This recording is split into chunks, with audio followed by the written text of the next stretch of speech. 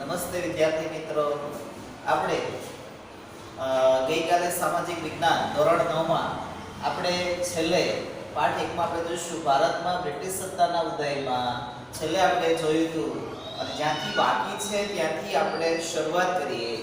તો જ્યાંથી બાકી છે એમાં મુદ્દો એ હતો કે ભારત આવવાના જળમાર્ગની શોધ. શું છે મુદ્દો? ભારત આવવાના જળમાર્ગની શોધ. જ્યાંથી બાકી છે ત્યાંથી શરૂઆત કરીએ તો પોર્ટુગીઝ નાવિક વાસ્કો દી ગામાએ ભારત આવવાના જળમાર્ગની શોધ કરી. ત્યારે ઈસવીસન 1498 માં. વિકલ્પમાં, જોડકામાં અને એક માર્કના પ્રશ્નમાં આ પ્રશ્ન અગત્યનો બને કે ભારત આવવાના જળમાર્ગની શોધ કોણે કરી હતી? વાસ્કો દી ગામા. ક્યાંના હતા? પોર્ટુગીઝના. પોર્ટુગીઝના શું હતા? એ પોતે નાવિક. ક્યારે એટલે હંમેશા શું આવે? ઈસવીસન. શું આવે? ઈસવીસન. ક્યારે એટલે વર્ષ કે ઈસવીસન. કયા વર્ષમાં? 1498 માં. કયા વર્ષમાં?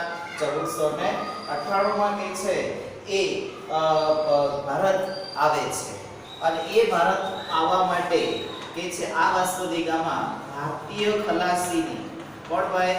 ભારતીય ખલાસીની મદદથી, બરાબર, આ ચોપડીમાં આપ્યું હોય અથવા ન આપ્યું હોય કે ભારતીય ખલાસીની મદદથી કોણ લાવે છે? મોહમ્મદ ઇબ્ન મસીહ. ભારતીય ખલાસી જે છે મોહમ્મદ ઇબ્ન મસીહ નામના ભારતીય ખલાસી જે છે આ વાસ્કો દી ગામાને ભારત લાવે છે. અને આ રીતે કે છે કે જ્યારે ભારતમાં આવે છે ત્યારે કે છે ત્યાંના રાજા એટલે ક્યાંના? તો કે ભારતના. જ્યારે વાસ્કો દી ગામા ભારત આવે છે ત્યારે ત્યાંના ભારતના રાજા કોણ હતા? જામોરી. કોણ ભાઈ? જામોરી. આ ભારતના રાજા જે છે એ જામોરી છે એને આવકાર આપી રાજ્યમાં વેપાર કરવાની. રાજ્યમાં એને શું કરે છે? જામોરી નામનો રાજા એને આવકાર આપે છે. આવકાર આપી અને આ પોર્ટુગીઝોને, પોર્ટુગીઝ એટલે કોણ? વાસ્કો દી ગામા. એને વેપારી એટલે કે વેપાર કરવાની શું ભાઈ? વેપાર કરવાની શું આપી ભાઈ? છૂટ આપી. કોણે આપી? તો કે જામોરી. જામોરી ક્યાંના હતા? ભારતના હતા. આ ભારતના રાજાએ કે છે વાસ્કો દી ગામાને વેપાર કરવાની ભારતમાં એને શું આપી? છૂટ આપી. અને આ ઘટના વિશ્વમાં મહત્વપૂર્ણ ગણાય. આ ઘટના કેવી ગણાય? વિશ્વમાં મહત્વપૂર્ણ ગણાય. આ વિશ્વ કે છે યુરોપવાસી ભારતના દ્વાર આમ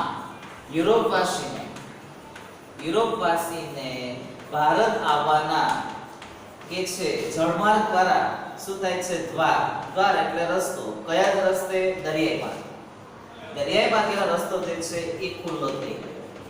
વેપાર કરવાની અહીંયા પરવાનગી શરૂઆતમાં કોણે આપી હતી? તો ભારતના રાજા કોણ હતા? જામોરી. બરાબર. અને એને આવકાર આપી અને વેપાર કરવાની છૂટ આપવામાં આવી. ત્યાર પછી આપણે આગળનો મુદ્દો લઈએ કે આ વેપાર કરવાની પછી ત્યાર પછી આપણે આગળનો મુદ્દો જોઈએ તો ભારતમાં આપણે જોઈશું યુરોપીય પ્રજાનો આગમન.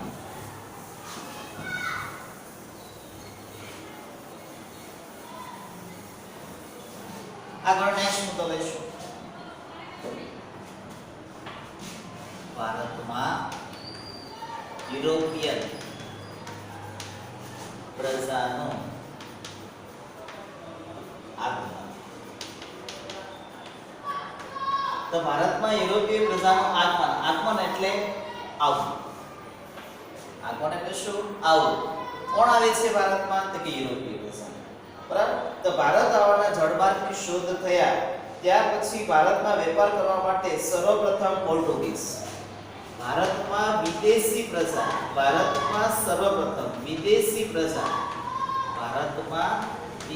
પ્રજામાં જોઈશું સર્વપ્રથમ કોણ આવ્યા હતા ભારતમાં? પોર્ટુગીઝ. હવે તમને ખ્યાલ છે પોર્ટુગીઝ કયો નાવિક, કયો વ્યક્તિ પોર્ટુગીઝમાં? વાસ્કો દી ગામા. કોણ ભાઈ? વાસ્કો દી ગામાએ ભારતમાં સર્વપ્રથમ મંજૂરી કોણે આપી હતી? જામોરી. બરાબર. અને સર્વપ્રથમ એણે કે છે પોર્ટુગીઝને બીજા નામમાં ઓળખવું હોય તો કે ફિરંગી. આ લોકો ભારતમાં સર્વપ્રથમ આવ્યા હતા. કઈ વિદેશી પ્રજા ભારતમાં સર્વપ્રથમ આવી? પોર્ટુગીઝને બીજા કયા નામ ઓળખવામાં આવશે? ફિરંગી. અને આ રીતે 100 વર્ષ વર્ષના સમયમાં પોર્ટુગીઝે કેટલા વર્ષમાં 100 વર્ષમાં આ પોર્ટુગીઝોએ કયા કયા ભારતના પ્રદેશ જીતી લીધા? તો 100 વર્ષમાં આપણે જોઈશું દીવ, દમણ, કોચીન, મલાક્કા. દીવ, દમણ, કોચીન, મલાક્કા. બરાબર, દીવ, દમણ, મલાક્કા, કોચીન વગેરે પ્રદેશે પોતાના નિયંત્રણ એટલે પોતાનું વર્ચસ્વ નિયંત્રણ હેઠળ આ પોર્ટુગીઝોએ શરૂઆતમાં માત્ર વેપાર કરવા આવ્યા હતા, પણ ભારતના વેપારીઓમાં ભારતના રાજાઓમાં એકતા ન હોવાને કારણે આપણા પ્રદેશો પોર્ટુગીઝે બચાવી લીધા. ફરીવાર કહું છું, કયા પ્રદેશ બચાવી લીધા પોર્ટુગીઝે? 100 વર્ષમાં. કેટલા વર્ષમાં? 100 વર્ષમાં પોર્ટુગીઝોએ દીવ, દમણ, કોચીન, મલાક્કા ને પોતાના નિયંત્રણ હેઠળ કે છે આ પ્રદેશો પર પોતાનું વર્ચસ્વ સ્થાપી દે છે. અને પોર્ટુગીઝોને વેપારમાં મળેલી સફળતાથી પ્રેરાઈ અને હોલેન્ડના ડચ લોકો આ પોર્ટુગીઝમાંથી પ્રેરણા લે છે. કોણ પ્રેરણા લે છે? તો કે હોલેન્ડના ડચ. હોલેન્ડ એ શું છે? તો કે દેશ. પોર્ટુગીઝો ક્યાં? પોર્ટુગલ દેશ છે. એમ આ હોલેન્ડના ડચ લોકો, કયા લોકો? ડચ એટલે જાતિ. દસ લોકોને પણ પ્રેરણા મળે છે કે જે રીતે પોર્ટુગીઝો ભારતમાં આવીને 100 વર્ષથી વેપાર કરતા ઘણા બધાને લાભો થયા, તો એને પણ પ્રેરણા મળી. કોને મળી? તો કે હોલેન્ડના ડચ લોકોને પ્રેરણા મળી. તો ડચ કે છે અને ડેનમાર્કના ડેનિશ લોકો, હોલેન્ડના લોકોને પ્રેરણા મળી. તો ડેનમાર્ક શું છે? દેશ છે. આ ડેનમાર્કના કયા લોકો? તો કે ડેનિશ લોકો. ડેનમાર્કના કયા લોકો? ડેનિશ પ્રજા છે. આપણે કેમ ભારતમાં હિન્દુઓ છે એ ત્યાંની પ્રજા, તે ત્યાંની પ્રજા જે છે એ સ્થાયી થઈ ગઈ. શું થઈ ગઈ? સ્થાયી થઈ ગઈ. આ રીતે આપણે જોઈએ કે ભારત સાથે વેપાર કરવા માટે કે છે ઈસ્ટ ઇન્ડિયા કંપની. તો ભારતના સર્વપ્રથમ પોર્ટુગીઝ, ત્યાર પછી હોલેન્ડના ડચ લોકો, ત્યાર પછી ડેનમાર્કના ડેનિશ લોકો. તો આ રીતે આપણે જોઈએ કે વેપારીઓ ભારત સાથે, આ બધા વેપારીઓ ભારત સાથે વેપાર કરવા માટે શેની સ્થાપના થઈ? ઈસ્ટ ઇન્ડિયા કંપનીની સ્થાપના કરવામાં આવી. શેની સ્થાપના કરવામાં આવી? ઈસ્ટ ઇન્ડિયા કંપનીની સ્થાપના કરવામાં આવી. શેની સ્થાપના કરવામાં આવી? ઈસ્ટ ઇન્ડિયા કંપનીની. જે ઈસવીસન કઈ સાલમાં સ્થાપના કરવામાં આવી? ઈસવીસન 1600 માં. બરાબર, વિકલ્પમાં અગત્યનો, એક માર્કમાં પ્રશ્ન અગત્યનો. બરાબર, પ્રશ્ન બને છે ઈસવીસન 1600 માં શેની સ્થાપના થઈ હતી? ઈસ્ટ ઇન્ડિયા કંપનીની સ્થાપના કરવામાં આવી. હવે ઈસ્ટ ઇન્ડિયા કંપનીની સ્થાપના ક્યાં કરવામાં આવી? યુરોપમાં. અને શા માટે સ્થાપના કરવામાં આવી? તો કે ભારતમાં વેપાર કરવા માટે. શેના માટે સ્થાપના કરવામાં આવી? ભારતમાં વેપાર કરવા માટે ઈસ્ટ ઇન્ડિયા કંપનીની સ્થાપના યુરોપના દેશોમાં કરવામાં આવી. અને યુરોપના દેશોમાં કયા દેશોમાં? તો કે યુરોપના દેશોમાં આ ઈસ્ટ ઇન્ડિયા કંપનીની સ્થાપના ઇંગ્લેન્ડમાં કરવામાં આવી. ઇંગ્લેન્ડ શું છે? દેશ છે. ઇંગ્લેન્ડ શું છે? દેશ. આ ઈસ્ટ ઇન્ડિયા કંપનીની સ્થાપના ઇંગ્લેન્ડમાં કરવામાં આવી. કોના સમયગાળામાં? તો કે ઇંગ્લેન્ડના રાણી છે એલિઝાબેથ. કોણ છે? એલિઝાબેથના સમયમાં ઈસ્ટ ઇન્ડિયા કંપનીની સ્થાપના કરવામાં આવી. અને આ પૂર્વના દેશો વેપાર કરવાનો પરવાનો આપવામાં આવ્યો હતો. પૂર્વના દેશો કયા દેશો? કારણ કે યુરોપ આપણે પૂર્વમાં આવ્યો છે, તો પૂર્વના દેશો સાથે વેપાર કરવાનો પરવાનો એટલે મંજૂરી. પરવાનો એટલે શું ભાઈ? મંજૂરી. કે ઇંગ્લેન્ડના રાણી જે છે એલિઝાબેથ ઈસવીસન 1600 માં ઈસ્ટ ઇન્ડિયા કંપનીની સ્થાપના કરી અને એને વેપાર કરવાની છૂટ આપવામાં આવી, મંજૂરી આપવામાં આવી, પરવાનો આપવામાં આવ્યો. આ રીતે કે છે ઈસવીસન 1608 માં, ગયા વર્ષમાં ઈસવીસન 1608 માં પ્રેરણા લઈ અને સર્વપ્રથમ આપણે જોઈશું પ્રથમ મહાન ઇંગ્લેન્ડથી કે છે ઇંગ્લેન્ડથી લઈને નીકળે છે. કયા વર્ષમાં? ઈસવીસન 1608 માં. અને 1608 માં કપ્તાન વિલિયમ હોકિન્સ ની આગેવાની હેઠળ, કપ્તાન કોણ હોય છે? એનો જહાજનો કપ્તાન છે વિલિયમ હોકિન્સ. કોણ છે? વિલિયમ હોકિન્સ નામનો આ જહાજ ચાલક છે ઈસવીસન 1608 માં ભારત સાથે વેપાર કરવા માટે ઇંગ્લેન્ડથી ભારત આવે છે અને આ રીતે ફિરંગીઓના વર્ચસ્વ અને વિરોધને કારણે પરવાનગી મળી. ભાઈ પોતાનું જહાજ લઈને ભારત આવી જાય છે. આપણે આગળ જોઈશું જરા.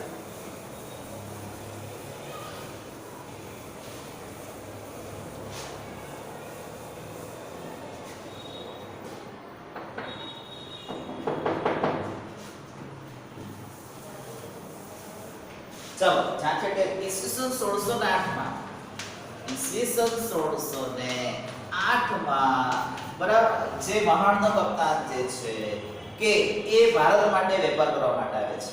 પણ જ્યારે આ અંગ્રેજો ભારતમાં આવે છે ત્યારે વર્ચસ્વ કોણ હતું? ફિરંગી. ફિરંગી એટલે કોણ ભાઈ? પોર્ટુગીઝનું વર્ચસ્વ હતું. અને પરિણામે કે છે વર્ચસ્વના અને વિરોધને કારણે ફિરંગીનું વર્ચસ્વ હતું અને વિરોધને કારણે આ વિલિયમ હોકિન્સને વેપાર કરવાનો બરાબર મંજૂરી મળતી નથી અને પરિણામે કે છે આખરે East India Company Mughal Shah Jahangir તરફ વેપાર કરવાનો પરવાનો મળતા સુરતમાં બ્રિટિશ ઈસ્ટ ઇન્ડિયા કંપનીની પ્રથમ કોઠી વિકલ્પમાં પૂછાય તો એનો. ચાલો આ લોકો 1608 માં ભારત આવે છે. કોણ? William Hawkins. ફિરંગીઓના વર્ચસ્વના વિરોધને કારણે વેપાર કરવાનો પરવાનો મળે.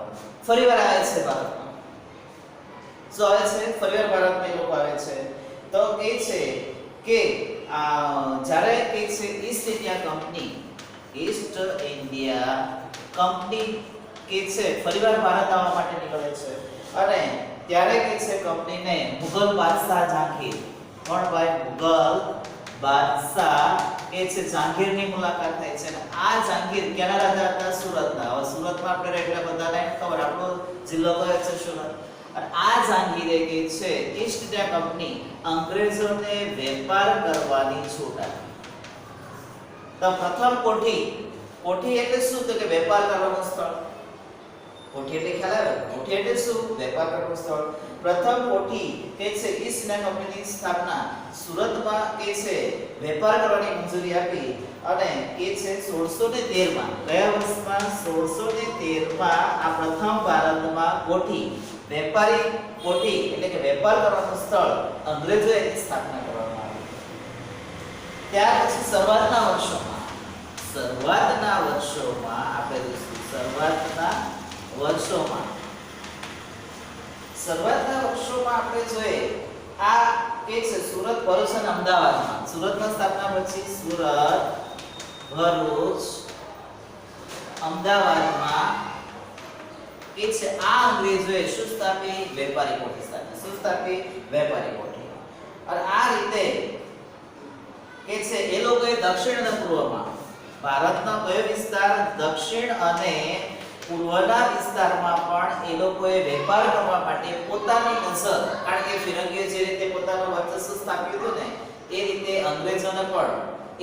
અંગ્રેજોએ પણ દક્ષિણ અને પૂર્વના વિસ્તારમાં પોતાની નજર દોડાવી અને આ રીતે ભારતમાં કે છે આ સંસ્થાનો મેળવવા માટે દક્ષિણ અને સુરત, ભરૂચ અને અમદાવાદમાં તો એને વેપારી કોઠી સ્થાપી દીધી.